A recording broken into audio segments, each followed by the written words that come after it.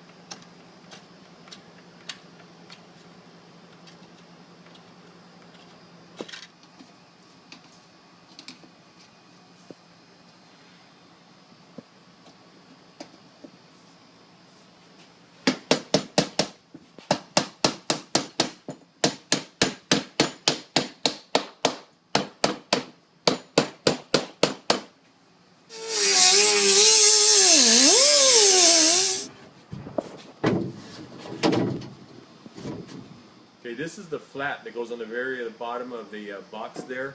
It's what we're going to do. We're going to install. This is where all the media is going to flow through, and also where we're going to be able to regulate it here to this device. And the hose is going to pick up here for the gun and also to drain it. Yeah, this is going to go into the bottom of the flat. So now I need to cut a hole and also cut through my rubber. I don't have a drill press, so what I noticed here is this is just about the same thickness as a 2x4. So I'm going to go ahead, make myself a rough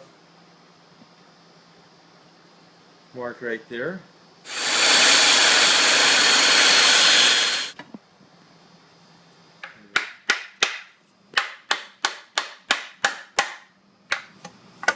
That'll help keep it from wanting to spin as I'm drilling. It's going to hold it, and also to protect here the rubber.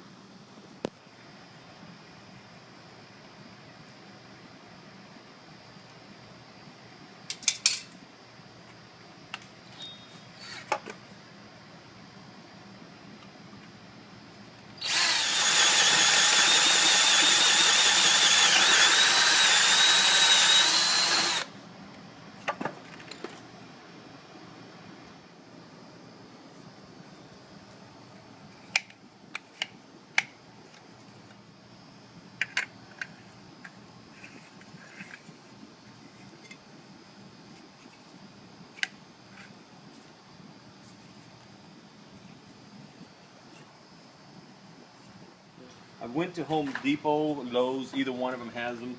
It's not a problem. I actually went to Lowe's because I got the glass cut. They have the different ones that you need. Here's the 1 5/8 for here. The one on the bottom is 1 1/4, the one that we cut through there. And then the other ones that we have to go through the hole here when I drill these are going to be 1 1/16. We're supposed to be 7 inches down from the top. So if we have it here, 7 inches is right there.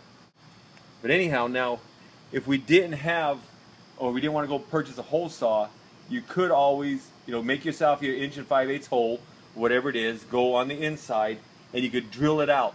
Take a bunch, say an 1/8 inch drill or whatever, and go through. And then once you get it, you can take a die grinder or a Dremel and then work it out to your size and get it precision.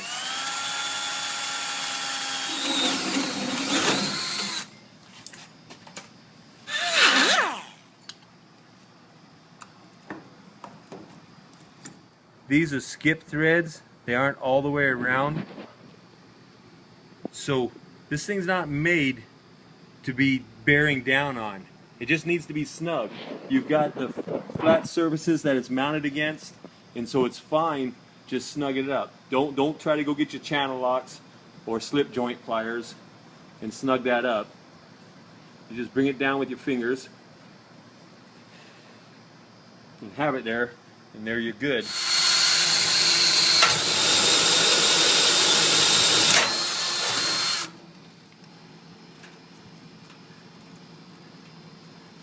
Okay, we're told to measure the first one in 1.5 inches from the edge. So if we go in, and then the next one's going to be 1.5 inches out further. So in a sense, 1.5 inches, then 3 inches on center.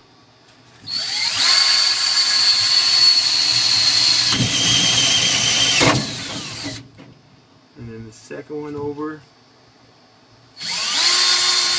Now a lot of times what I like to use, instead of using a petroleum-based lubricant like WD-40 on rubber and cause it to swell or deteriorate, I'll just use like a 409 or any type of soap. We'll just use that.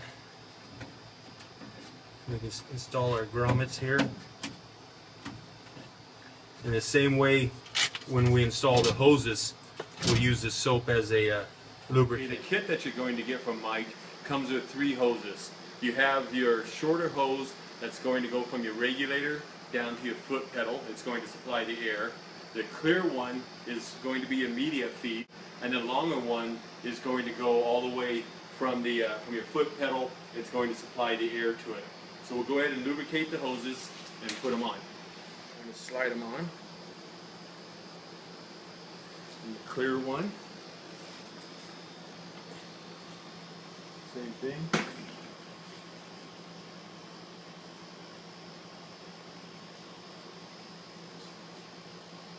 stick them through. Now we'll stick them through the machine.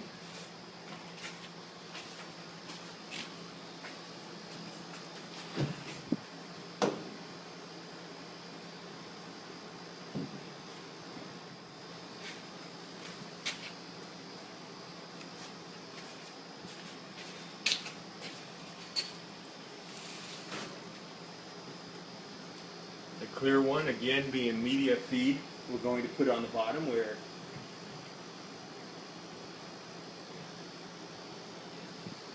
and this one is going to supply the air. So we'll put it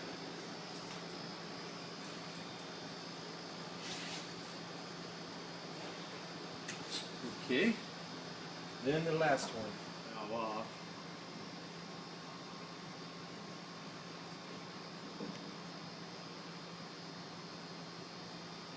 Push it up on there, get it seated, and bring it back down. I'm going to remount my valve, but this time, now that I'm through with it, I'm going to go ahead and put a little Loctite on here in a second. Let's go ahead and lubricate this.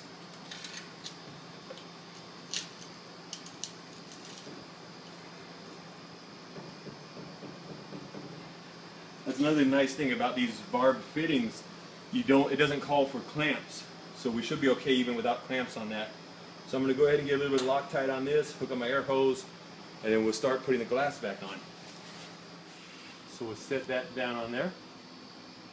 Now, one of the things Mike mentioned, Mike, the one that makes the kits for these, if you're worried about this sliding or you don't feel safe with it, block up your front legs to bring your machine level. That way you don't have to worry about it. You can just stick a couple bricks or a block underneath there if you don't feel comfortable with this.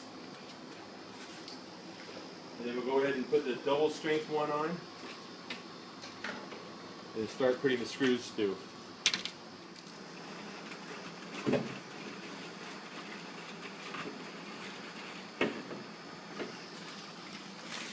There we go. As some of you guys know, I do the fuel injection control modules or the FICMs on eBay, and a lot of them I get in and they look like this. That's unpresentable. I can't send this out to you guys, so I want to show you here what we do. First, they come in, they look like this. I'll lay them aside, and then we'll take all the decals and the stickers off, get them to look about like this, and then the final product will look like this. And then once it's programmed, we'll go ahead and put our labels on there that tells what it's programmed for and the calibrations.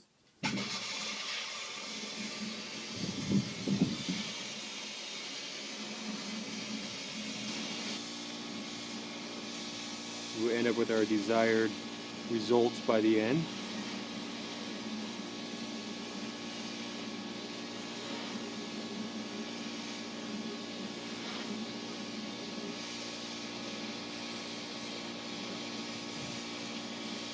Anyhow, I won't bore you with the rest of the details, but this is pretty much the process that we go through.